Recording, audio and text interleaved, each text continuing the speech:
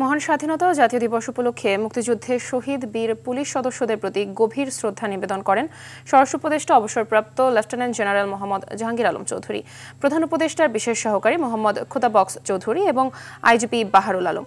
সকালে রাজধানীর Rajarbagh police লাইন্সে police স্মৃতিসৌধে প্রথমে স্বরাষ্ট্র উপদেষ্টা এবং প্রধান উপদেষ্টার বিশেষ সহকারী ফুল দিয়ে শ্রদ্ধা নিবেদন করেন। এ সময় সুসজ্জিত পুলিশ দল গার্ড অব অনার প্রদান করা হয়। পরে আইজিপি পুষ্পস্তবক অর্পণ করে বীর পুলিশ সদস্যদের প্রতি শ্রদ্ধা জানান।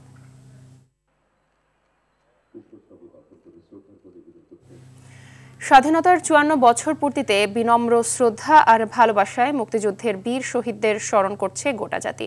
রাষ্ট্রপতি ও প্রধান উপদেষ্টার শ্রদ্ধা নিবেদন শেষে বিভিন্ন রাজনৈতিক দলের পক্ষ থেকে শ্রদ্ধা জানানো হয় বীর শহীদদের।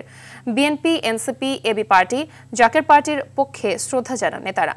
এ সময় বিএনপির স্থায়ী কমিটির সদস্য মির্জা আব্বাস বলেন, দেশের দ্বিতীয় স্বাধীনতা বলে কিছু নেই। যারা এসব কথা বলেন তারা ১৯৭১-এর ২৬ মার্চকে ছোট করতে চান। তিনি বলেন, ২৪-এর গণ অভ্যুত্থানে যে জাতীয় ঐক্য সৃষ্টি হয়েছিল তাতে কোনো ফাটল ধরেনি। আর জাতীয় নাগরিক পার্টির আহ্বায়ক নাহিদ ইসলাম বলেন, সংস্কার ও বিচার ছাড়া কোনো দলকে ক্ষমতায় বসানোর চেষ্টা করলে জনগণ মেনে নেবে না। ৭১-এর স্বাধীনতা ও ২৪-এর স্বাধীনতা পরস্পর বিরোধী নয় বলেও উল্লেখ করেন নাহিদ। যার একটা মতাদর্শ আছে, যার মতাদর্শ থেকে তারা একটা কথাবার্তা বলে যাচ্ছে, এটা অনৈক্য আমি বলবো না। তবে যদি অনেকে কেউ বলে, এটাকে আমি এমন করে বলবো যে এমন সময় যদি কখনো আসে জাতীয় বৃহত্তর ঐক্যের প্রয়োজন পড়বে, দেশের স্বাধীনতা সার্বভৌমত্বের জন্য ঐক্যের প্রয়োজন পড়বে, তখন কিন্তু আমরা সবাই এক হয়ে যাবে, এখানে কোনো ভুল নাই।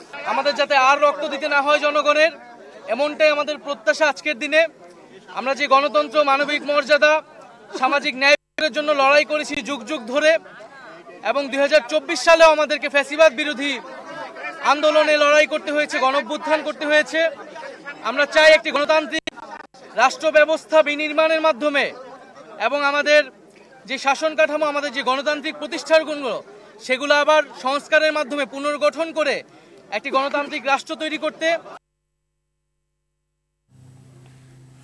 দর্শক, বিষয়ে আরো জানাতে সাভার স্মৃতিসৌধ থেকে সরাসরি যোগ দিচ্ছেন সহকর্মী সাকিবুর রহমান। সাকিব, শহীদদের প্রতি শ্রদ্ধা নিবেদনের বিষয়ে সবশেষ কি তথ্য আছে আপনার কাছে জানাবেন?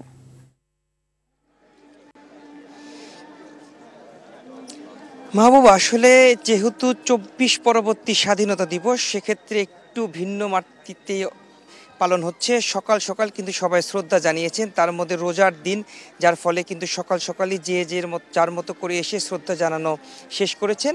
এখন বলা চলে যে কিছু কিছু সামাজিক যে সাংস্কৃতিক বিভিন্ন গোষ্ঠী রয়েছেন তারা এসে তাদের শ্রদ্ধা জানিয়ে যাচ্ছেন।